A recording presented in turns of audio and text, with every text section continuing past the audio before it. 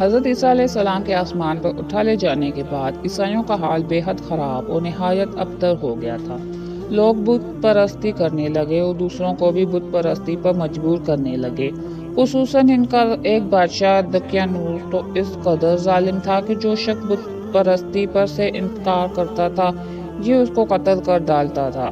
اصحاب کہف شیر افسوس کی شرفا تھے جو بادشاہ کے معزز درباری بھی تھے، مگر یہ لوگ صاحب ایمان اور بت پرستی سے انتہائی بیزار تھے۔ دقیانوس کے ظلم و حیران سے پریشان ہو کر یہ لوگ اپنے ایمان بچانے کے لیے اس کے دربار سے بھاگ نکلے اور قریب کے پہاڑ میں ایک غار کے اندر پناہ گزر ہوئے اور سو گئے۔ 200-300 برس سے زیادہ عرصے تک اسی حال میں سوتے رہ گئے۔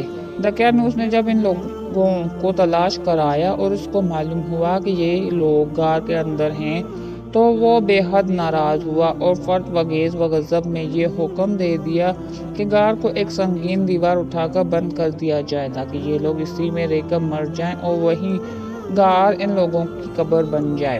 مگر دقیانوس نے جس شخص کے سپرد یہ کام کیا تھا وہ بہت ہی نیک دل اور صاحب ایمان آدمی تھا۔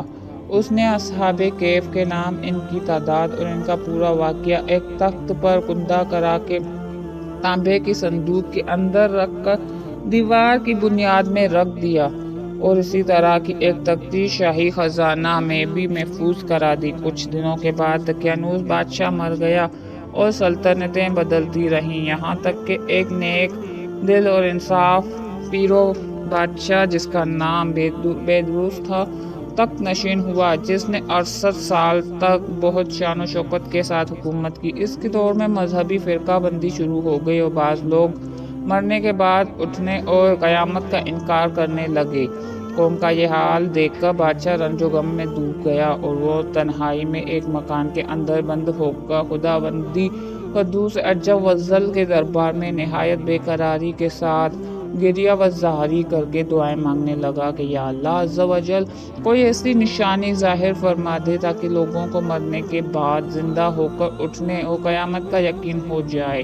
بادشاہ کی یہ دعا مقبول ہو گئی اور اچانک بکریوں کے ایک چراہوا نے اپنی بکریوں کو ٹھہرانے کے لیے اسی غار کو منتخب کیا اور دیوار کو گرا دیا۔ دیوار گرتے ہی لوگوں پر ایسی بیست و دہشت سوار ہو گئی کہ دیوار گرانے والے لرزہ براندام ہو کر وہاں سے بھاگ گئے اور اصحاب کہف بحکم الہی اپنی نیند سے بیدار ہو کر اٹھ بیٹھے اور ایک دوسرے سے سلام و کلام میں مشغول ہو گئے اور نماز بھی ادا کر لی۔ جب ان لوگوں کو بھوک لگی تو ان لوگوں نے اپنے ایک ساتھی یملیکھا سے کہا کہ تم بازار جا کر کچھ کھانا لاؤ، نہایت خاموشی سے یہ بھی معلوم کرو کہ دقیانوس ہم لوگوں کے بارے میں کیا ارادہ رکھتا ہے۔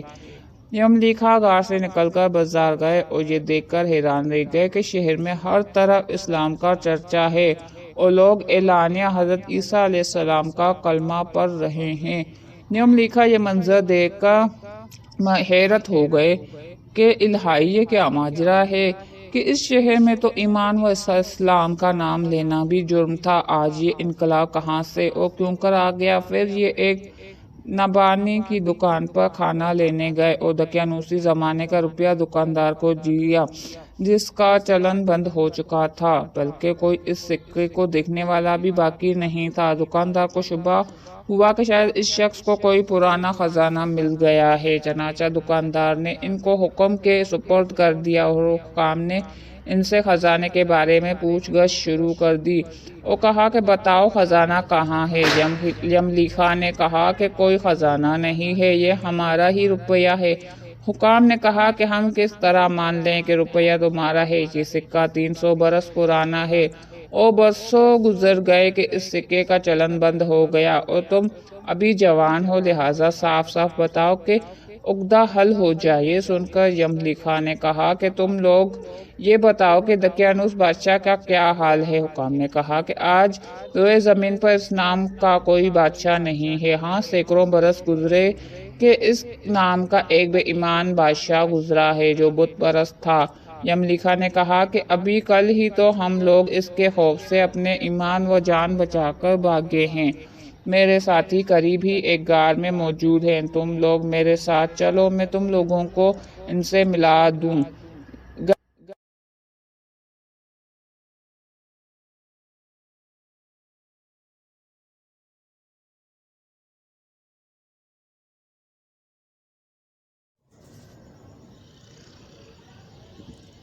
چنانچہ